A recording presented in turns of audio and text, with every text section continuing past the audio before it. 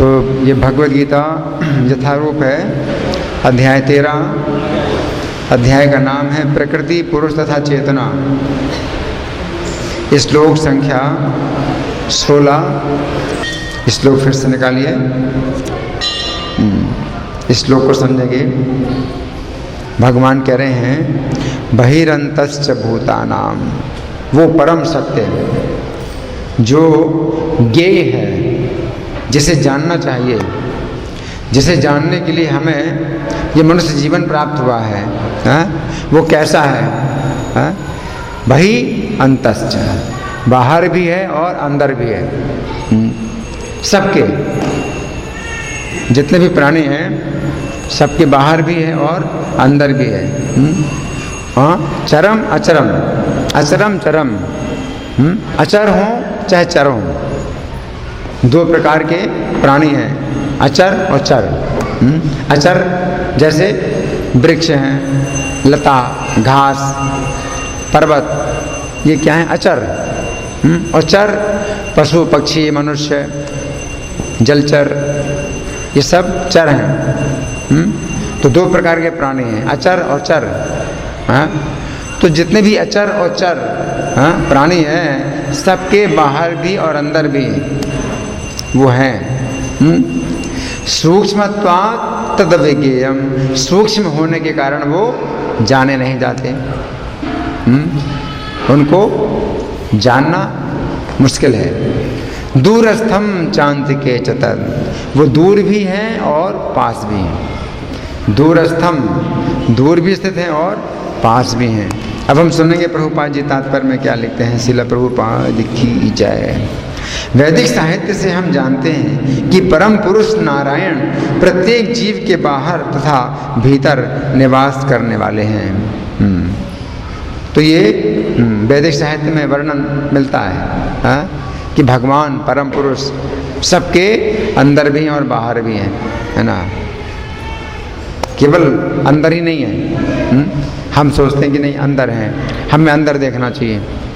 कुछ लोग कहते हैं अंदर देखा करो, है ना। अगर आप केवल अंदर देखते हैं, बाहर नहीं देखते हैं भगवान को, तो आपका ज्ञान पूरा नहीं है। अगर आप जो है अपने अंदर तो भगवान को देखते हैं और बाहर नहीं देखते भगवान को, तो आपका ज्ञान अधूरा है। अंदर भी है बाहर भी है ना। तो वैदिक साहित्य में बताया गया है कि वे प्रत्येक प्राणी के अंदर भी हैं और बाहर भी हैं। श्रीमद् भागवत में बताया गया है कि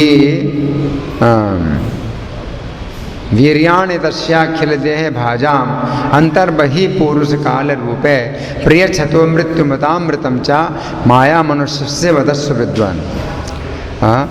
वीर्याणि तस्याखिल देह भाजाम, जितने भी देहधारी हैं, अंतः बहि पुरुष काल रूप है, अंदर पुरुष रूप में है और बाहर काल रूप में है। तस्याखिल देह भाजाम अंतर्बहि पुरुष काल रूप है, अंदर पुरुष के रूप में है और बाहर काल के रूप में है। अगर आपकी दृष्टि बाहर भोगों की तरफ है, आप भोगों को भोगना चाहते हैं, तो भगवान किस रूप में है? मृत्यु के रूप में है सब। तो आपको भगवान का दर्शन होगा किस रूप में? मृत्यु के रूप में। और अंदर अगर आप देखना चाहते हैं भगवान को, तो भगवान की जो है भगवान की मूर्ति है पुरुष रूप में। भगवान जो है आपको दिखाई देंगे इस अर्चा विग्रह के रूप में दिखाई देंगे। तो अगर आपकी जो है दृष्टि आंतरिक है तो आपको भगवान का दर्शन होगा पुरुष के रूप में। अगर आपकी दृष्टि बाहर भोगों की तरफ है, आप भोगों को भोगना चाहते हैं, कि भोग हर जगह भोगों को देखते हैं, ढूंढते हैं कि कहाँ भोग हैं, कहाँ मैं भोगूं, कैसे भोगूं, इंद्रिय तृप्ति करूं, है ना। तो आपको भगवान मिलेंगे किस रूप में? बाहर मृत्यु के रूप में, है ना। अंतर्बहि पुरुष काल रूपे प्रियच्छतो मृत्युम मतामृतम चा। तो बाहर काल रूप में मृत्यु प्रदान करते हैं और अंदर पुरुष रूप में अमृत प्रदान करते हैं। अगर आपकी अमृत पाने की इच्छा है, आप नहीं चाहते, मरना नहीं चाहते हैं, तो आपको भगवान की कथा सुनना चाहिए। अंदर, इसको कहते हैं अंदर।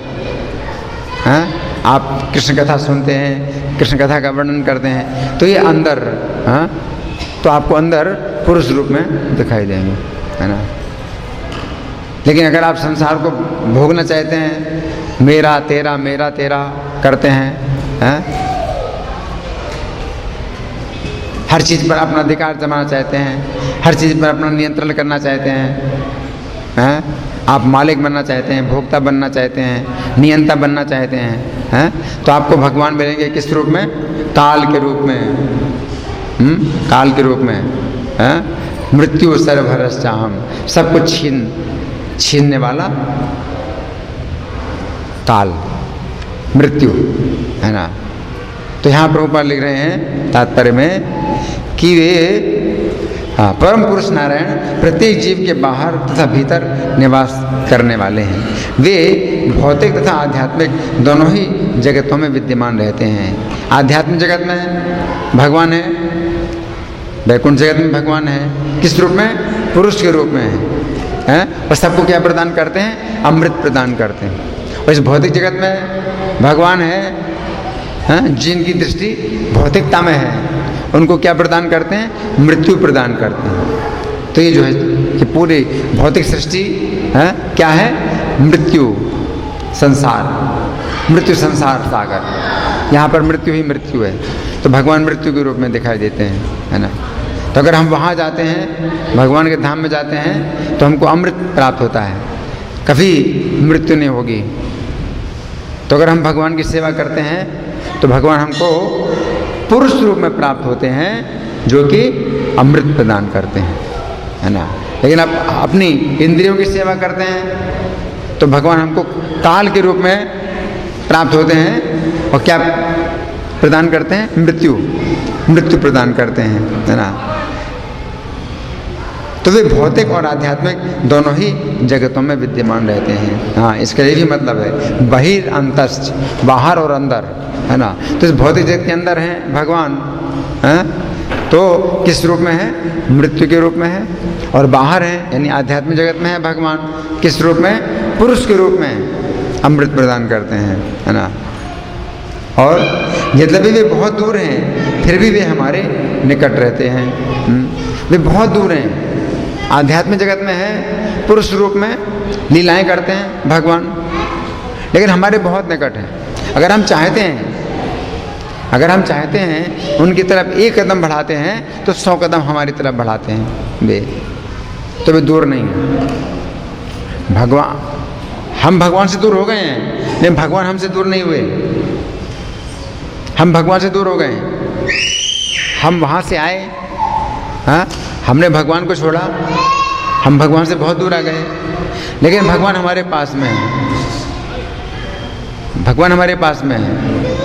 कैसे हैं? उन्होंने अपना परमात्मा रूप में विस्तार किया है हमारे हृदय में, साथ में रहते हैं। तो दूरस्थम चांतिके चतर, वो दूर हैं। भगवान जो है पुरुष रूप में, भगवान के रूप में अपने आध्यात्मिक जगत में है, लीलाएं कर रहे हैं, और हमने उनको छोड़ दिया, हम दूर आ गए। किसके बच्चे शोर कर रहे हैं? अपने बच्चों को संभालिए, किसके बच्चे शोर कर रहे हैं यहाँ पर?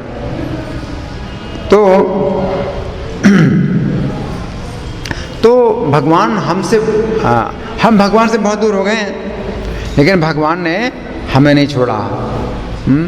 हमारी प्रत्येक गतिविधि जानते हैं, और हमारे हृदय में अपना विस्तार किया है परमात्मा के रूप में, है ना। तो दूरस्थम चांतिके चतर, वे दूर हैं और फिर भी हमारे पास हैं। और हम दूर होते हुए भी अगर भगवान को पुकारते हैं तो भगवान रक्षा करने के लिए आ जाते हैं, दूर से भी रक्षा करने के लिए आ जाते हैं। उनके लिए इतनी दूरी भी कुछ नहीं है, हमारे लिए बहुत बड़ी दूरी। हम नहीं जा सकते वहाँ, हमारे पास शक्ति नहीं है भगवान के पास जाने की।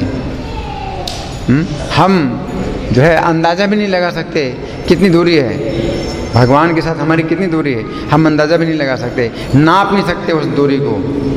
लेकिन भगवान के लिए कुछ भी नहीं है, भगवान आ जाते हैं, अब वैकुंठ से आ जाते हैं भगवान, है ना। तो उनके लिए कुछ भी दूरी नहीं। उन्होंने अपना परमात्मा के रूप में अपना विस्तार भी किया हुआ है, वैसे ही हमारे निकट हैं। और अगर साक्षात भगवान आना चाहें तो वे भी आ जाते हैं वैकुंठ से। उनके लिए वो भी कठिन नहीं, बहुत आसान है। गजेंद्र ने जब पुकारा, एक हाथी था, एक हाथी सरोवर में पानी पीने गया और मगरमच्छ ने उसका पैर पकड़ लिया। और बहुत उसने प्रयास किया अपने को छुड़ाने का, लेकिन मगरमच्छ से वो छोड़ नहीं पाया। तो उसने भगवान को पुकारा, तो भगवान वैकुंठ से आए गजेंद्र की रक्षा के लिए। एक हाथी को बचाने के लिए भगवान आए। सोचिए, दूरस्थम चांद के, वे इतने दूर हैं लेकिन तुरंत आ गए भगवान, हाथी को बचाने के लिए आ गए। और चक्र से मगरमच्छ का मुंह काटा और हाथी का पैर निकाला भगवान ने, है ना। तो भगवान जो है दूर होते हुए भी बहुत पास आ जाते हैं, है ना। और पास में वैसे भी हैं परमात्मा के रूप में। तो आगे प्रभुपाद लिखते हैं,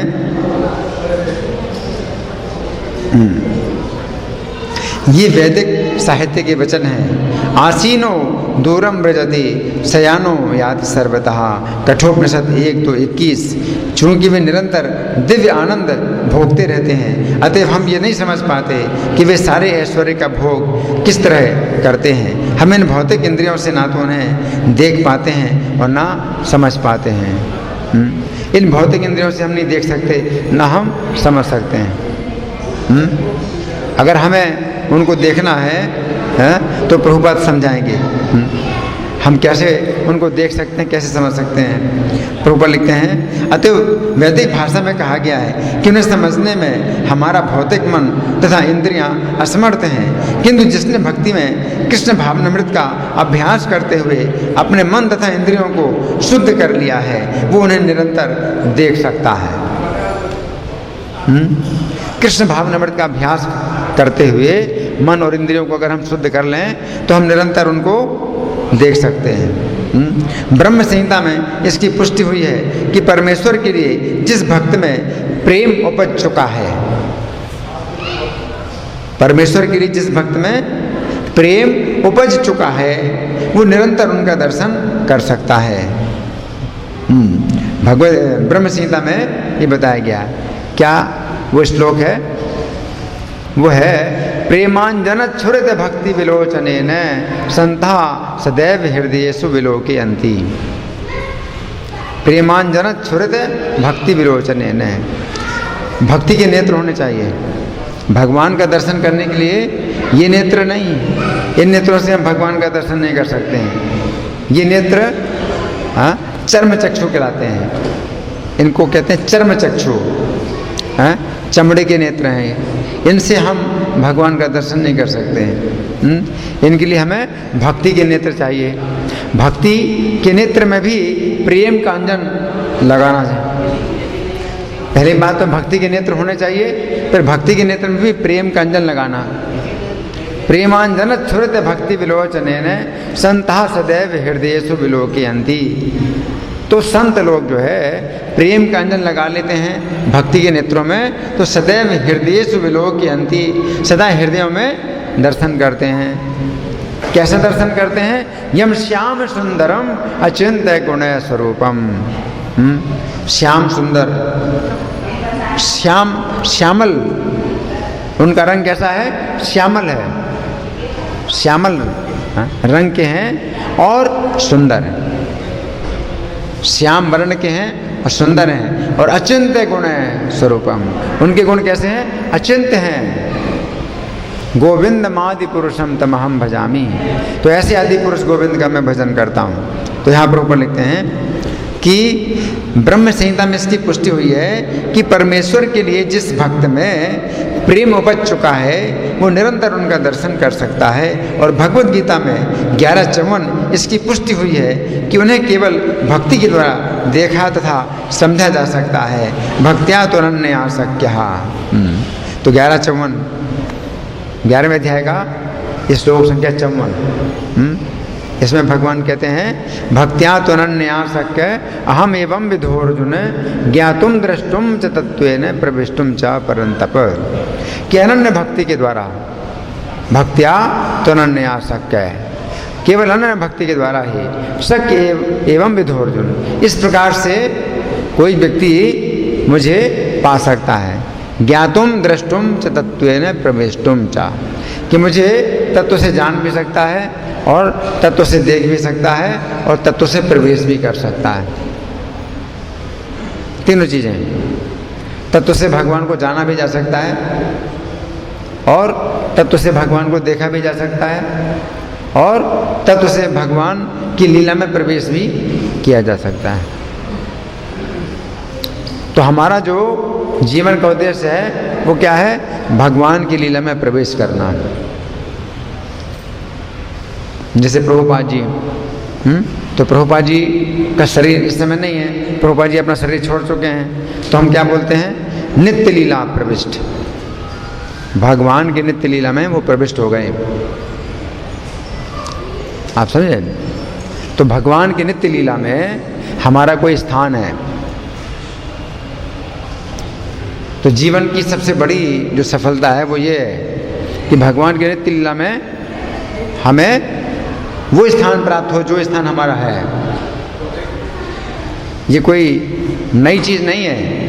नित्य लीला में हमारा स्थान जो पहले से है उसी को प्राप्त करना है। भगवान की नित्य लीला में हमारा स्थान अभी खाली पड़ा है और हमको जाना है उसमें। ये कोई थोपने वाली बात नहीं है कि नहीं आप जो है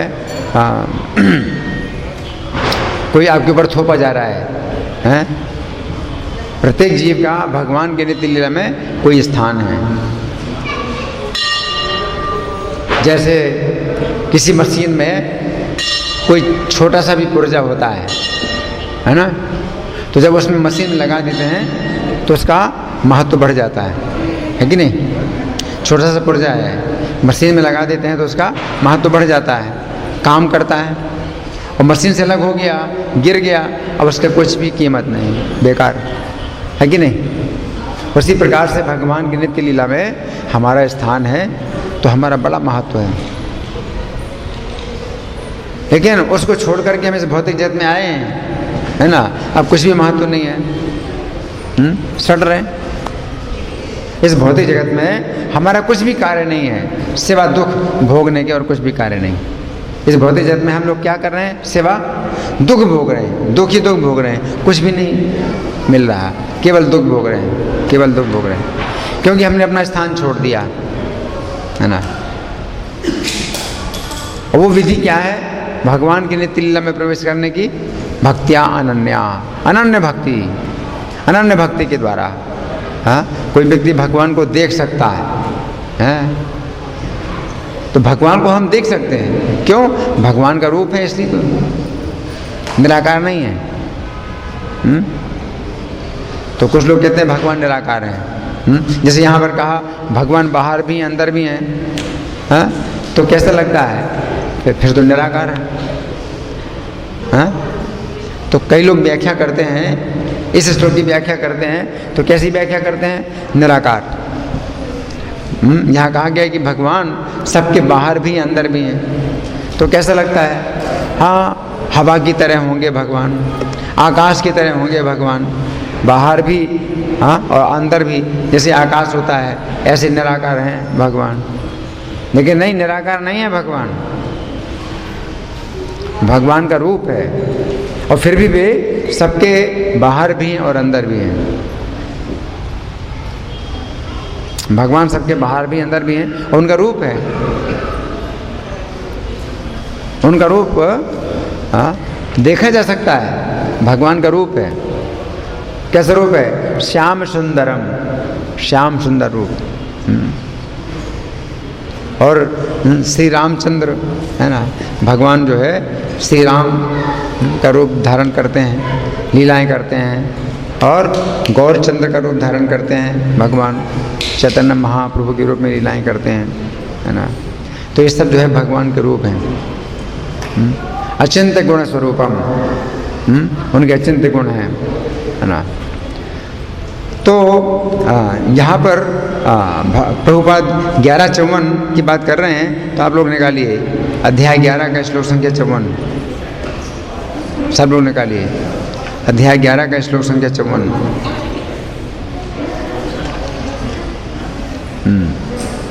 ये पेज नंबर 393 में है।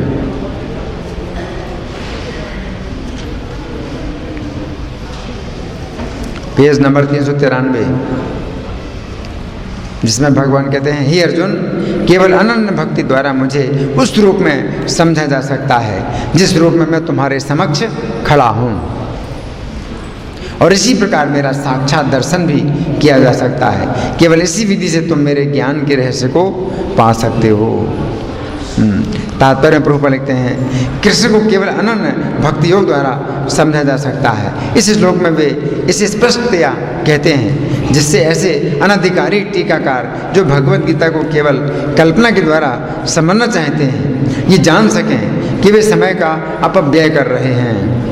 कोई ये नहीं जान सकता कि वे किस प्रकार चतुर्भुज रूप में माता के गर्भ से उत्पन्न हुए और फिर तुरंत ही 2 भुजाओं वाले रूप में बदल गए।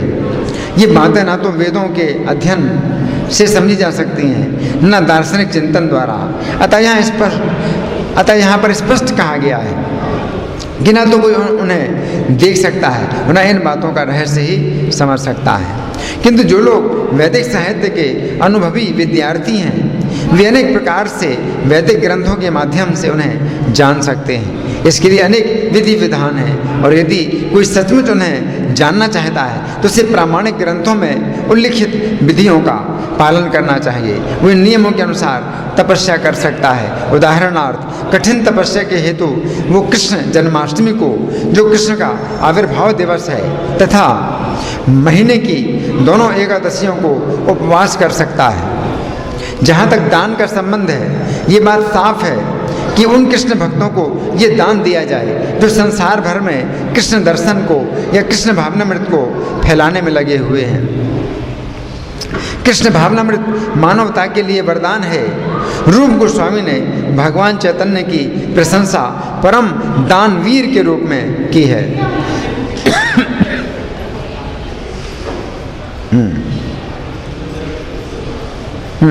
क्योंकि उन्होंने कृष्ण प्रेम का मुक्त रीति से विस्तार किया, जिसे प्राप्त कर पाना बहुत कठिन है। अतः यदि कोई कृष्ण भावनामृत का प्रचार करने वाले व्यक्तियों को अपना धन दान में देता है, तो कृष्ण भावनामृत का प्रचार करने के लिए दिया गया ये दान संसार का सबसे बड़ा दान है। और यदि कोई मंदिर में जाकर विधि पूर्वक पूजा करता है, भारत के मंदिरों में सदा कोई न कोई मूर्ति सामान्यतया विष्णु या कृष्ण की मूर्ति रहती है, तो ये भगवान की पूजा करके तथा उन्हें सम्मान प्रदान करके उन्नति करने का अवसर होता है।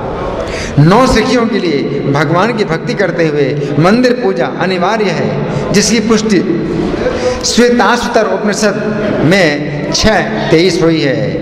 यस्य देवे परा भक्तिर यथा देवे तथा गुरौ तस्यते कथिता ह्यर्था प्रकाशन्ते महात्मनः।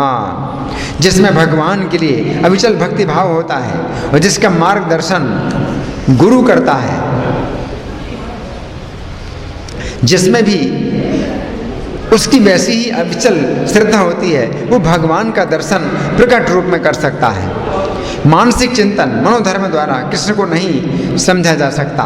जो व्यक्ति प्रामाणिक गुरु से मार्गदर्शन प्राप्त नहीं करता, उसके लिए कृष्ण को समझने का शुभारंभ कर पाना भी कठिन है। यहाँ पर तू शब्द का प्रयोग विशेष रूप से ये सूचित करने के लिए हुआ है कि कोई अन्य विधि ना तो बताई जा सकती है, ना प्रयुक्त की जा सकती है, ना ही कृष्ण को समझने में सफल हो सकती है।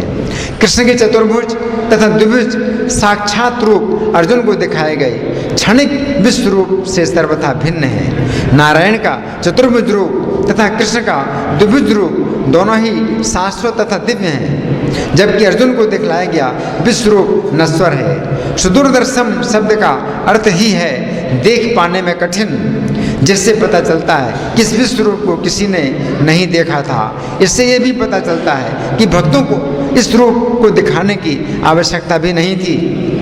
इस रूप को कृष्ण ने अर्जुन की प्रार्थना पर दिखाया था, जैसे भविष्य में यदि कोई अपने को भगवान का अवतार कहे तो लोग उससे कह सकें कि तुम अपना विश्व रूप दिखलाओ। पिछले श्लोक में ना शब्द की पुनरुक्ति सूचित करती है कि मनुष्य को वैदिक ग्रंथों के पांडित्य का गर्व नहीं होना चाहिए, उसे कृष्ण की भक्ति करनी चाहिए, तभी वह भगवत गीता की टीका लिखने का प्रयास कर सकता है।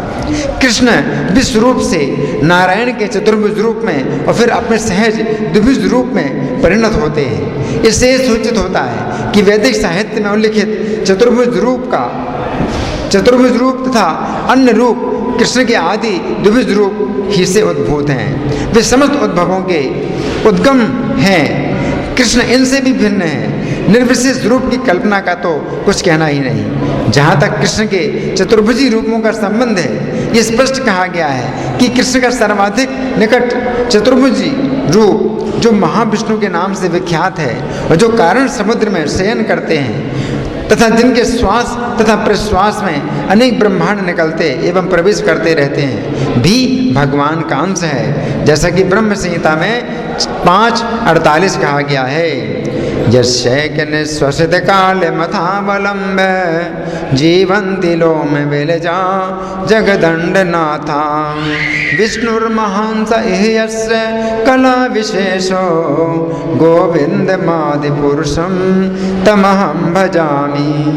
जिनके श्वास लेने से ही जिनमें अनंत ब्रह्मांड प्रवेश करते हैं तथा पुनः बाहर निकल आते हैं, वे महाविष्णु कृष्ण के अंश रूप हैं। अतः मैं गोविंद या कृष्ण की पूजा करता हूँ जो समस्त कारणों के कारण हैं। अतः मनुष्य को चाहिए कि कृष्ण के साकार रूप को भगवान मानकर पूजे, क्योंकि वही सच्चिदानंद स्वरूप है। वे विष्णु के समस्त रूपों के उद्गम हैं, वे समस्त अवतारों के उद्गम हैं और आदि महापुरुष हैं, जैसा कि भगवद गीता से पुष्ट होता है। गोपाल तापनी उपनिषद में एक निम्नलिखित कथन आया है। सच्चिदानंद रूपाय कृष्णाय क्लिष्टकारिणे नमो वेदांत वेद्याय गुरवे बुद्धि साक्षिणे।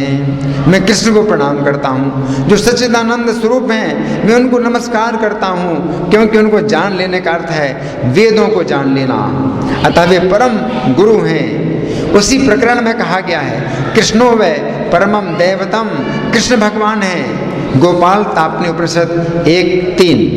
एको वसी सर्वगः कृष्ण ईड्यः, वो कृष्ण भगवान हैं और पूज्य हैं। एको पिशन बहुधा यो भाति, कृष्ण एक हैं किंतु वे अनंत रूपों तथा अंश अवतारों के रूप में प्रकट होते हैं। गोपाल तापनी 1:21। ब्रह्म संहिता 5:1 का कथन है ईश्वरः परमा कृष्ण सच्चिदानंद विग्रह अनादिरादिर गोविंदः सर्व कारण कारणम।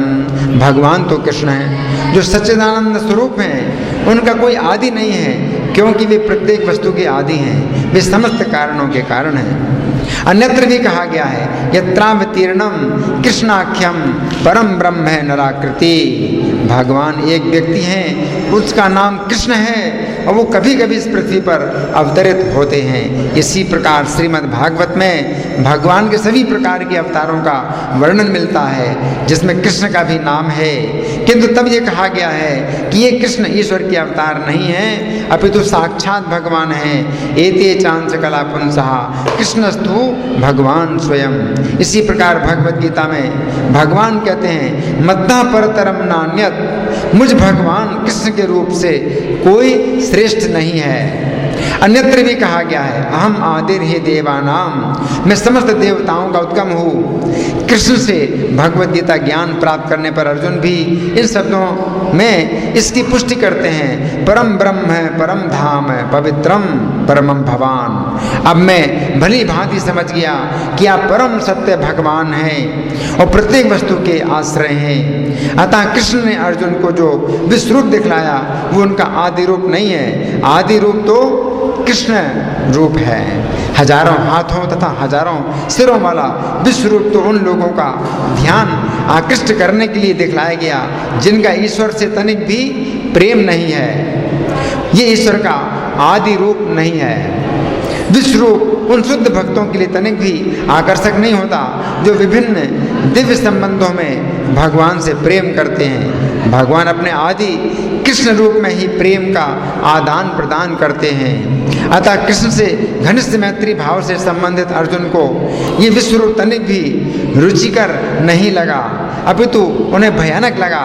कृष्ण के चिर सखा अर्जुन के पास अवश्य ही दिव्य दृष्टि रही होगी, वो भी कोई सामान्य व्यक्ति नहीं थे, इसीलिए वे विश्व रूप से मोहित नहीं हुए। ये रूप उन लोगों को भले ही अलौकिक लगे जो अपने को सकाम कर्मों द्वारा ऊपर उठाना चाहते हैं, किंतु भक्ति में रत व्यक्तियों के लिए तो दो भुजा वाले कृष्ण का रूप ही अत्यंत प्रिय है। तो ये जो है कुछ बातें हैं जो आज के श्लोक में भगवान ने बताई हैं और हमने समझी हैं। आप लोगों में से किसी का कोई प्रश्न है या कोई आप लोगों की ओर से चर्चा? हाँ बोलिए।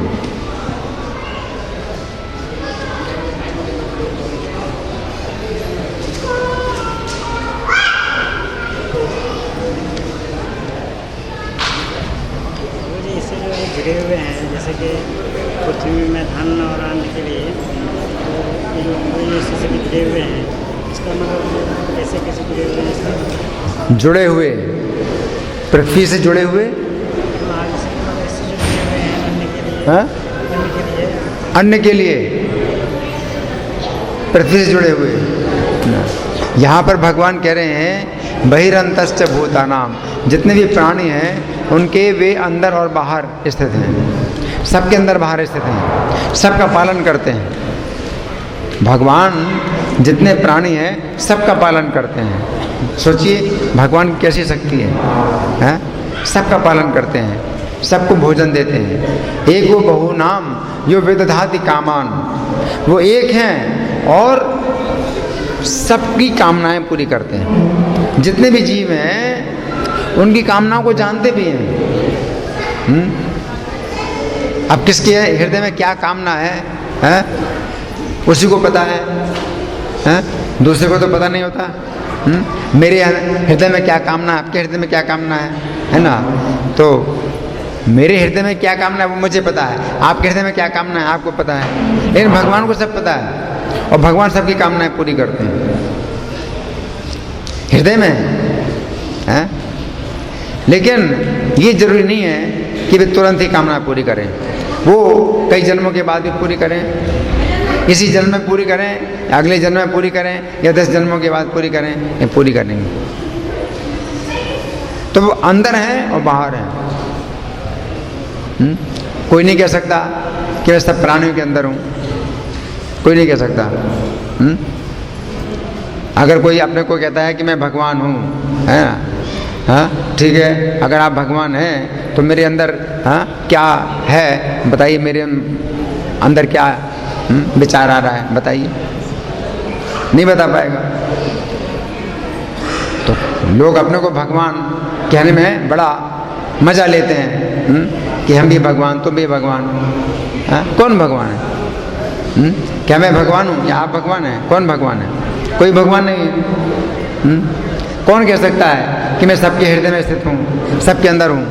कौन कह सकता है? लेकिन वे भगवान सबकी कामनाओं को जानते हैं और सबकी कामनाओं को पूरी करते हैं।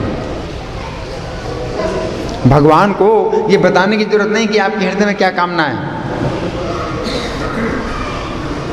और आपके हृदय में भी कामना है कुछ और फिर आप भूल जाते हैं, लेकिन भगवान नहीं बोलते। 10 साल पहले आपने कुछ इच्छा करी थी, अभी आप भूल चुके हैं, अब आपके अंदर वो इच्छा नहीं है। ये भगवान के पास नोट हो चुकी है कि आपने वो इच्छा करी थी, भगवान पूरी करेंगे आपकी इच्छा। तो भगवान को जो है बताने की जरूरत नहीं है, भगवान को पूछने की भी जरूरत नहीं है कि आपकी क्या इच्छा है। कोई कहता है भाई अपनी इच्छा बताओ, मैं आपकी इच्छा पूरी करूंगा, बताओ। तो भगवान को जो है पूछने की भी जरूरत नहीं कि आप बताइए अपनी इच्छा, उनको पता है। और भगवान स्वयं भी नहीं बताते कि आपके अंदर क्या इच्छा है, भगवान पूरी करते हैं।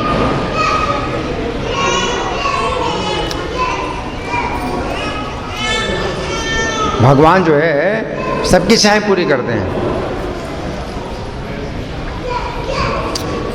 एको बहु नाम यो विदधाति कामान, वो अकेले हैं। तो हमें क्या करना चाहिए?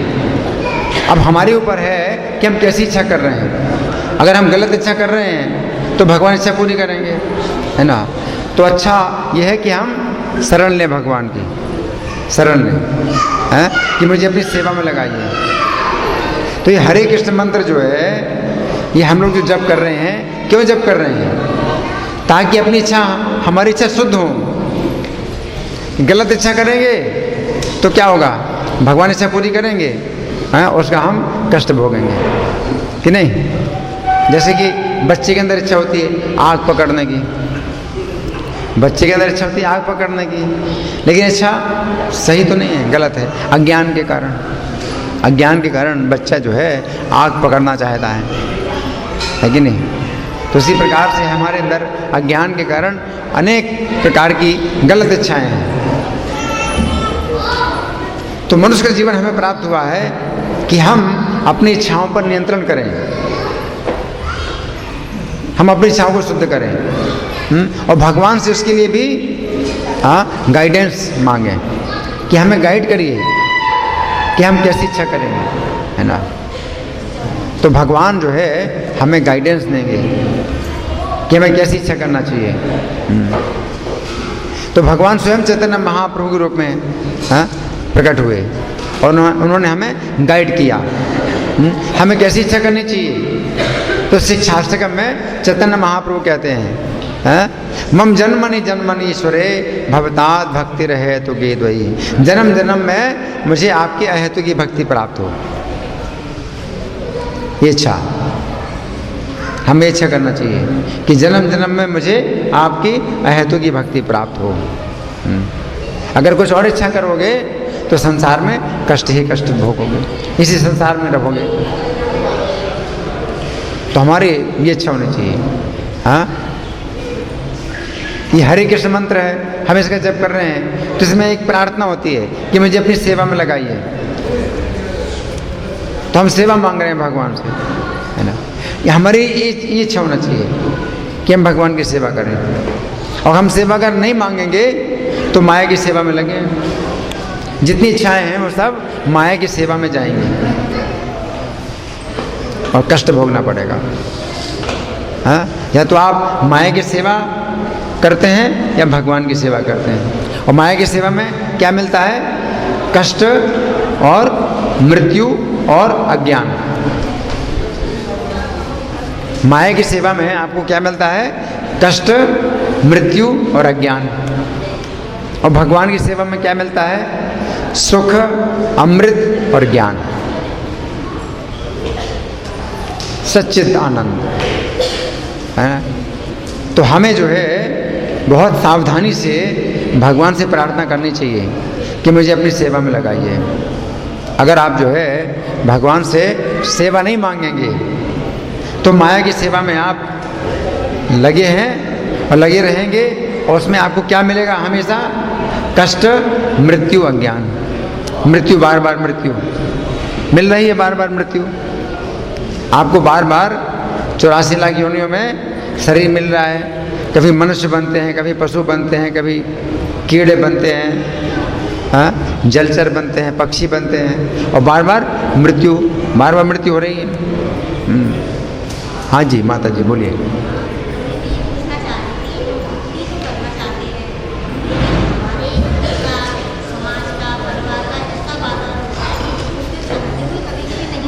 हाँ, अच्छा प्रश्न है माता जी का। माता जी कह रही हैं कि हम भक्ति करना चाहते हैं, समाज परिवार के कई बंधन होते हैं जिनमें बाधा पड़ती है, भक्ति में बाधा पड़ती है। देखिए, हम हरे कृष्ण मंत्र का जाप करते हैं तो हमारी जो है इतनी शक्ति है, हरे कृष्ण मंत्र बोलने की शक्ति है। आप बोलिए, ये अगर आप बोल रहे हैं, ये आपको जो है मनुष्य जीवन मिला है, आप ये बोल सकते हैं। अगर आप इतना ही बोलते रहते हैं तो इसके द्वारा आप छूटेंगे बंधन से। ये बंधन जो है हमारी शक्ति नहीं छूटने की, ये समाज के, परिवार के, शरीर के जो बंधन है, हम बंधे हैं, हमारी शक्ति नहीं छूटने की। लेकिन हम हरे कृष्ण मंत्र का जाप करते हैं, भगवान को पुकारते हैं कि मुझे छुड़ाइए, मुझे निकालिए, तो निकालेंगे भगवान। ठीक है ना। आप नियम बनाइए, माला पर जप करने का नियम बनाइए कि कितनी माला जप करोगी, डेली 1 माला जप करो, 2 माला जप करो, ठीक है ना। ये नियम बनाइए और कम से कम का नियम बनाओ कि कम से कम कितना माला जप करेंगे, ये नियम बनाओ, ठीक है ना। और जितनी माला हुई है, अगर कम हुई है उसको अगले दिन पूरा करो। तो ये अगर आपने ये नियम बना लिया तो इससे अगर आप बन गए तो आप हजारों कष्टों से छूटेंगे, ठीक है ना। और वैसे भी मुँह से हमेशा बोलो, बिना माला के भी बोलो, मुँह से हमेशा बोलो। अब मुँह से या तो फालतू की बातें करोगे या हरे कृष्णा बोलोगे, तो हरे कृष्णा बोलो, फालतू की बातें ना करके हरे कृष्णा बोलो, है ना। काम कर रहे हैं, हाथों से काम कर रहे हैं, तो मुँह से हरे कृष्णा बोलो। तो इतना भी अगर आप करेंगे तो इतने से आपको भगवान छुड़ाएंगे, धीरे धीरे छूटेंगे, लेकिन छूटेंगे आप। धन्यवाद। ग्रंथराज श्रीमद् भगवद गीता की जय। जगत गुरु शिला प्रभुपाद की जय। श्री श्री राधा पार्थ सारथी ललिता विशाखा गौर निताई। सीताराम लक्ष्मण हनुमान प्रहलाद नरसिंह देव की जय हो।